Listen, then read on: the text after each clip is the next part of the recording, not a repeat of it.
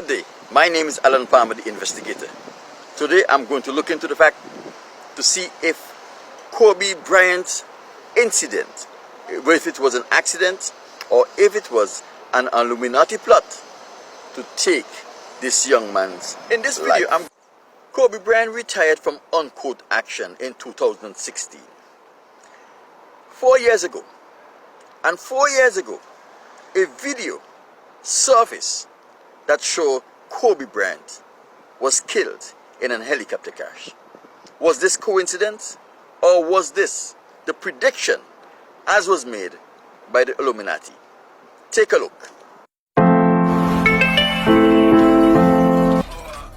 Oh shit! It's Kobe Bryant! Help me. Just pass me the trophies and we'll pull you out. Pass.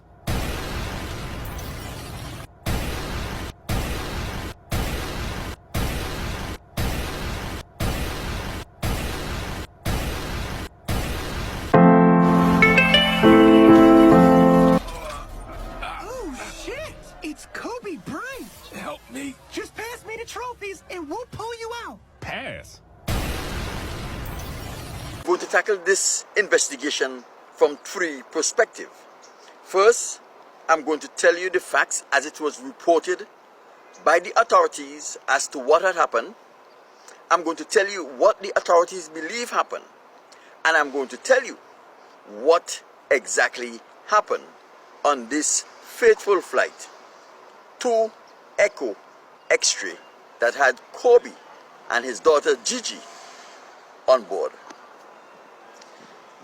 On the 26th of January 2020 at 9:47 a.m., Silkowski S-76B helicopter, codename 2 Echo X-Ray, left the Orange County Airport with 9 souls on board, including Kobe Bryant, famous Laker basketballer, and his daughter Gianna Bryant on board.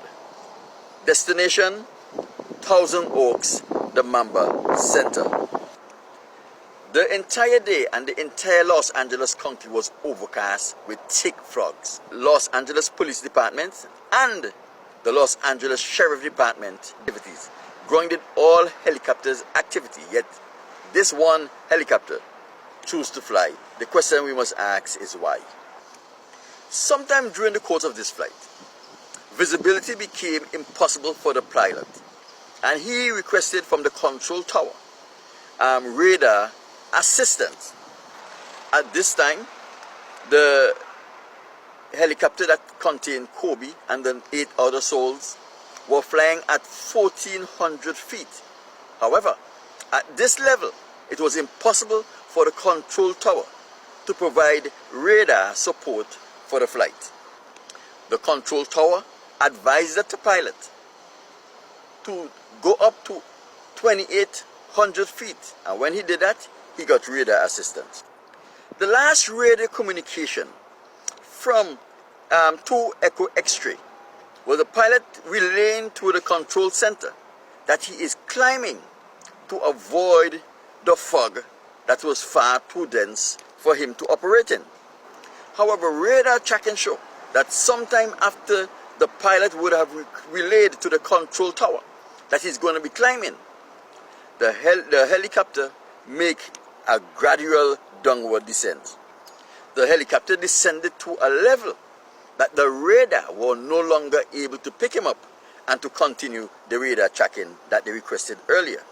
One of the questions we must ask here that is not quite clear is at what altitude were the control tower able to lend radar tracking assistance to flight 2 Echo X-Ray? It is not quite clear.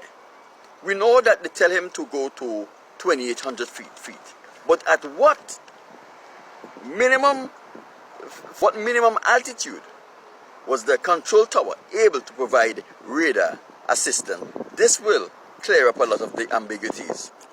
It is also important to note that after the rapid decline, the chopper or the helicopter reduces its speed to 40 knots, which is about 46 miles per hour. And then suddenly, From 40 knots or from 46 miles per hour, the chopper automatically or somehow increased its speed up to 161 knots just before the crash. Eyewitness says that just before the crash, he heard the chopper or the helicopter hovering for about 20 seconds and then it plunged into the ground. All of these things are very simple and easy to explain. Now the expert says that the Sikorsky S-76B is one of the safest chopper helicopter they have in any fleet in any part of the world. They say that it also comes equipped with autopilot and it also comes equipped with terrain mapping software. That means it can give the pilot information of the terrain around it and it could warn them in case there is any danger where the terrain is concerned. Isn't it strange that this helicopter does not have autopilot or terrain mapping system? Is it coincidence or is it by design? Although the government investigators did not say it, what they want us to believe is that when the pilot relayed to the control tower that he was ascending, he was actually descending. But there's one thing a person cannot get mixed up, is which way is up. Our innate charting system allows us to know without any effort which way is up and which way is down. Even if you are intoxicated, the direction of up and down comes automatically. Another thing that is not quite clear, anytime an individual loses his sight, whether it is in darkness or loses his sight in vision, he stops everything that he's doing and he starts going at the slowest pace that is safest for him. If you're driving a car in the fog, what the first thing you do? You slow down and you go at a space that is equivalent to your visibility. So the question we have to ask here, why is this pilot in very poor visibility that will literally prevent you from seeing ahead of the chopper, increase the speed of this helicopter to 161 knots or 184 miles per hour? This just does not make sense. There were also eyewitness reports that says that the chopper hovered for about 20 seconds before it plunged into the ground, and this can easily be explained. Before we get in any deeper, let me tell you about the Sikorsky S-76B. It is a state-of-the-art helicopter. It is one of the most mechanized and safest helicopter you can find. So therefore, it has a track record for safety. It has features and mechanism in it that the regular and ordinary helicopter does not have in. This is why it has such a good safety record, because it offers the pilot features that could enhance the safety of everyone on board. And therefore, a highly mechanized helicopter is the easiest vehicle to take over remotely, because it is basically a computer. And once you have a computer running any vehicle, any old hacker can take control of that system, take physical control of that vehicle out of your hands and take possession of that vehicle. Now, this is my conclusion after examining all of the evidence that was put forward so far and considering those things that we don't yet know.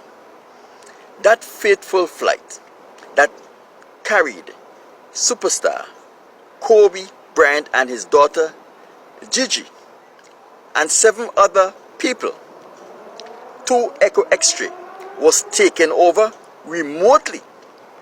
All access to the controls was taken away from the pilot remotely. Radio communication was cut remotely. That flight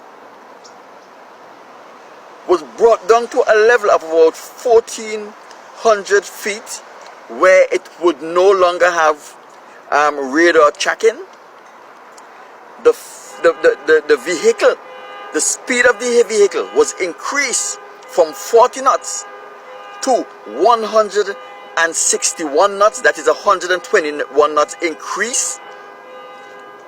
And it was then flown headfirst into the ground. All of the things that have happened in this flight come to one conclusion. That eyewitness that testified that he heard the helicopter hovering for about 20 seconds before it plunged, that was not a hover. A hover is a standstill. What happened? He actually heard the helicopter stand still for 20 seconds. But that standstill was not a hover. That standstill was when those people who controlled that helicopter remotely caused that helicopter to plunge into the ground head first. So there wasn't a decrease or increase in the song. The song stayed in that particular direction that gave the eyewitness the impression that it was hovering. Right? A helicopter that is flying at 161 knots or 184 miles per hour, it will take them about 9 to 20 seconds to plunge from 2,000 feet into the ground. So that is why this eyewitness thought that the helicopter was hovering. It was not hovering. This was when the forward increase of the helicopter stopped, and it was now going down into the ground. That is why it is important for the investigators to reveal at what angle did the helicopter hit the ground. And even though there is no radar tracking at this point from the impact and from the way the debris has been scattered, it could give the investigator an idea at what angle did the helicopter collided with the ground. One of the things that we don't understand is that these people who is in charge of all of these sport leagues, show business, because the sporting event is a show business, is a part of the show business, that they are controlled by a small set of people. And this is who the Illuminati is. Anytime a black man or a black woman want to participate in these activities that were designed for white people, they have to pay the ultimate price. One of the things that you must notice is that every significant black celebrity, when they die either in the season of the Oscar, the Grammys, or one of the popular award show. Kobe Bryan died the 26th of January 2020, the same day the Grammys had their award show. February the 11th, 2002, Whitney Houston died the morning of that day. The same day the Grammy Awards had their show. Michael Jackson died June 25th, 2009. The BET Award was June 28th, 2009. Prince died March 21st, 2016. The BET Award show, March 30th, 2016. Muhammad Ali died January 3rd, 2016. The Grammy Awards, February 15th, 2016. Another thing we have to realize is that all of the black superstars, they die at very young age. For example, Aaliyah, 22. Tammy Terrell, 24. Tupac, 25. Jimi Hendrix, 27. Lisa Left Eye Lopez, 30. Millie Riperton, 31. Donny Hathaway, 33. And the list goes on and on. And the thing is that these black superstars don't die of natural causes. They all die tragic death, heart attack, collapse and die, murder, plane crash, accident. There is always something tragic about the death of the black superstar. Why? Because he have to pay the price for his stardom. That black people are the Illuminati's greatest enemy. They hate black people, they hate us with a passion that we will never be able to understand. And everything that they do target negatively the black community. These are basketballers who died while they were still playing the sport. We have Malik Sealy, 30 years old. Bobby Phillips, 22. Eddie Griffin, 25. Ricky Berry, 25. Len Bias, 25. Bryce Javon Jones, 22, murdered. Patrick Donnelly, 21, murdered. Mark Hicks, 22, collapse. Conrad Murphy, 29, collapse and die. Kim Perrott, 32, cancer. Katrina Price, 23, suicide. Marvin Stone, 26, heart attack. And we have Fob Mallow, 26, he died of natural causes at 26. So now here we have a situation where so many black star superstars, performers and athletes, all dying tragic deaths at very early ages. Why? It's because these black men and women want to participate in activity that was created by white people, for the deception of black people. And in doing so, they are called upon to make deals with the underworlds, deals which seems feasible, but always end up to be worst decision they have ever made in their entire life. At the end of the day, they lose their money, they lose their life, and they lose their souls. My name is Alan Palmer, and this have been the investigative report of Kobe Bryant's death. To arm and fund a violent movement that was going to wage a race war in America. A race war that would ultimately create a whites-only homeland in the United States. They said they would use to finance a white supremacist revolution for a new white separatist homeland in America. The United States of America, the modern United States of America, has a stubborn problem with neo-Nazism and overt, violent white supremacy.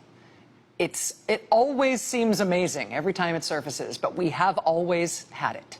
And over time, they go through various ridiculous and self-important names and iterations and patterns of symbolic behavior, right? But over time, it's all the same basic idea, and at its core, it's always violent. Right? It's the order, it's the Klan, it's the Aryan nations, it's the Christian identity movement. Now they want to be called the alt-right. Okay, whatever.